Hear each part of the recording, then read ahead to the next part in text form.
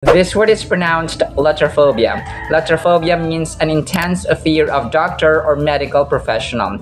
Takot sa doktor. Sans example, Hilaria, due to her latrophobia, doesn't want to see a doctor in her entire life. Our word is latrophobia.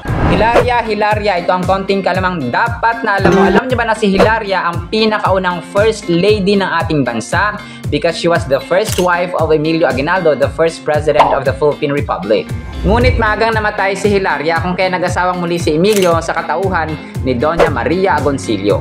Usapang asawa, mahigpit na utos ng ating Panginoon, Hebrews or Hebreo chapter 13 verse 4. Sabi niya dito, dapat ituring na marangal ng lahat ang pag-aasawa at maging tapat kayo sa isa't isa, sapagkat tulan ng Diyos ang mga nakikiapid at nangangalunya. Kung kaya mga kasembreros, sa panahon yan kasi talagang easy go lucky nila, yun yung mga relasyon mga kasembreros. Pero mahigpit, no, hahatulan doon ng Panginoon yung mga nagsisex, no, na walang kasal.